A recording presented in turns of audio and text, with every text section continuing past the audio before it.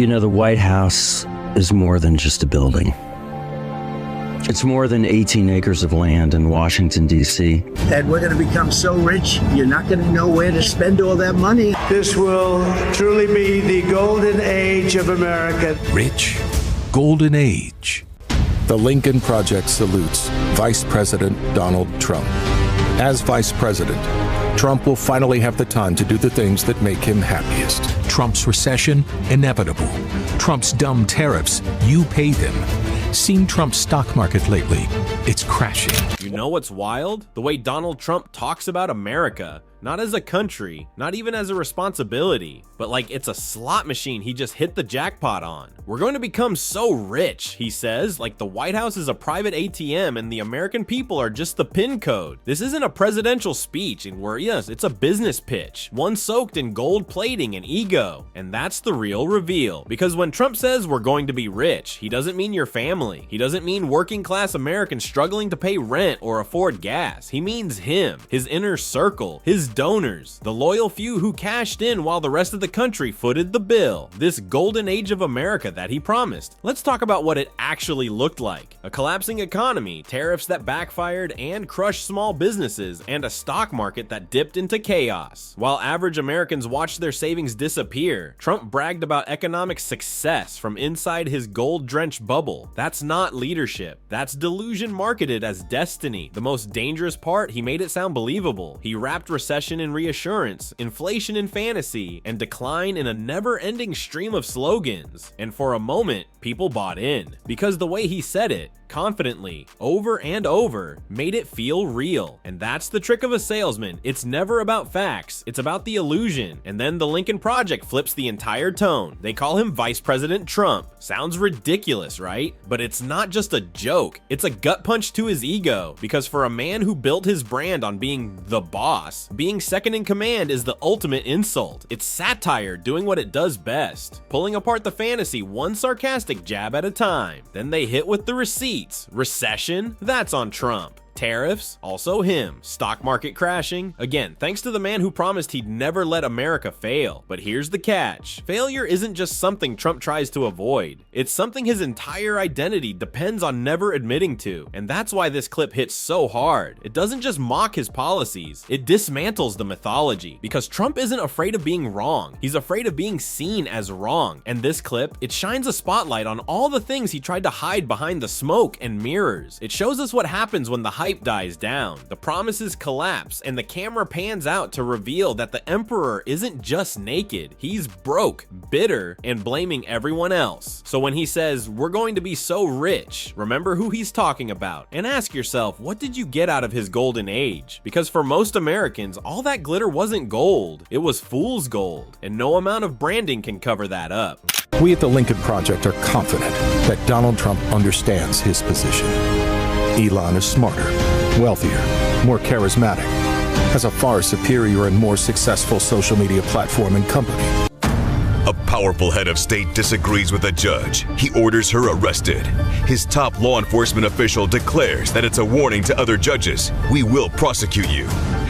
Talk about old movies, playing on his phone, admiring the assets of other men. Meanwhile, President Musk can get down to the business of running the country. Where are we? Russia? Iran? Nazi Germany? No, this is America. Today, it's happening right now.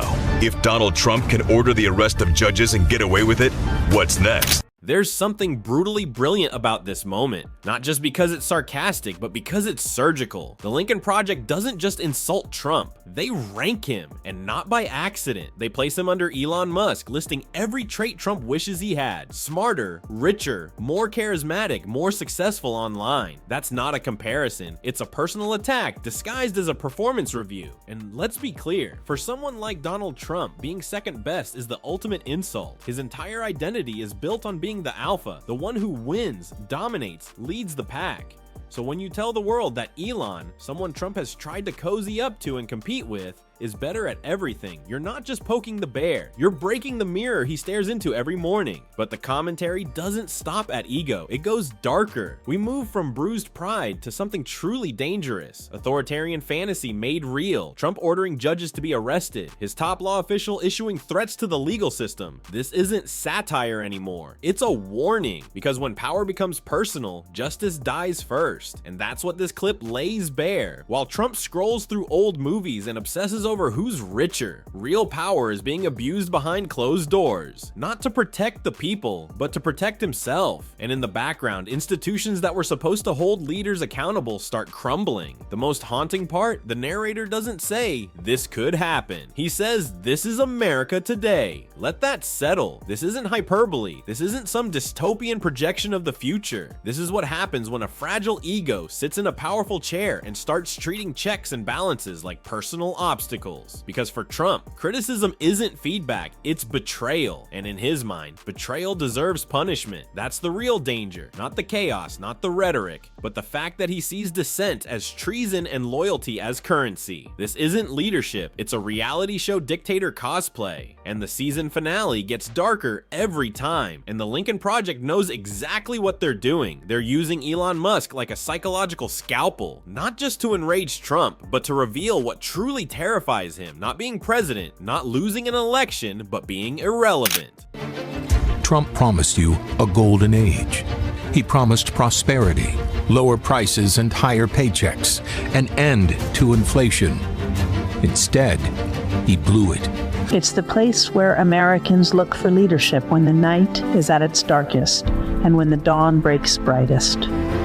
His tax plan? Yours goes up, Elon pays nothing.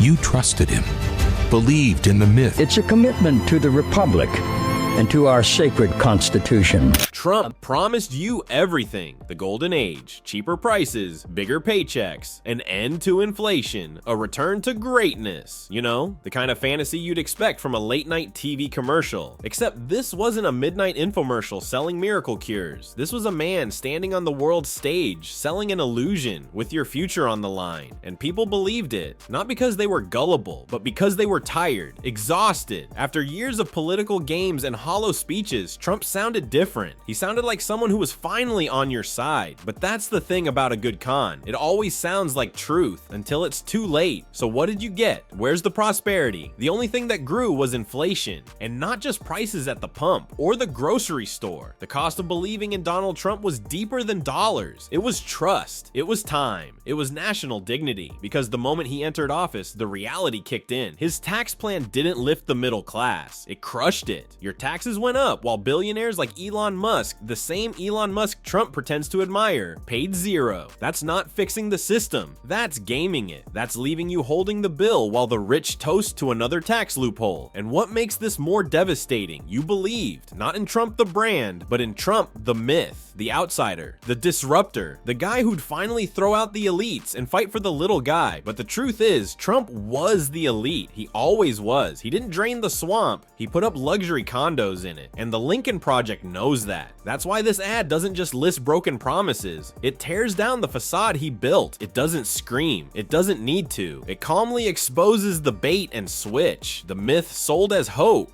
and the wreckage left behind. But this clip goes deeper into something even more dangerous than failed policies. It touches on Trump's relationship with power, his obsession with control, the way he treats institutions like the Constitution as props in a personal stage show. You trusted him to protect democracy. He saw it as something to manipulate, dominate, and if necessary, ignore. Because for Trump, laws aren't sacred, they're negotiable. Respect isn't earned, it's demanded. And truth, it's whatever he needs it to be that day. He promised loyalty to the Republic, but what he delivered was chaos, division, and a cult of personality so powerful it made facts optional and reality flexible. And when it all started to crack, when the truth became too visible to spin, he didn't back down. He doubled down. That's why this commentary hits so hard, because Trump's failures aren't accidental. They're the product of a man who built his entire persona on never admitting weakness, even when the numbers are against him, even when the mirror breaks. He didn't lose an election. election. In his mind, it was stolen. He didn't break the economy. The media lied about it. He didn't fail the American people. They just didn't understand his genius. This is the psychology of someone who needs to win, even when everyone else knows he lost. And that's where the Lincoln Project delivers the final blow. Not by mocking his speeches, not by rehashing scandals, but by ripping apart the one thing Trump values most, his image. That image, polished, scripted, ego-driven, is everything. It's not just a brand, it's his armor. Strip it away and what's left? A man terrified of irrelevance. A man whose worst nightmare isn't being defeated, it's being forgotten. So this isn't just a political ad, it's a wake-up call. A reminder that what we're dealing with isn't just a failed presidency. It's a dangerous performance still looking for a stage. And unless we stop treating it like entertainment, we're all part of the audience getting played. Because here's the truth, Trump never stopped running the con, he just changed the costume. And as long as people are still buying the act, he'll keep selling it, one broken promise at a time.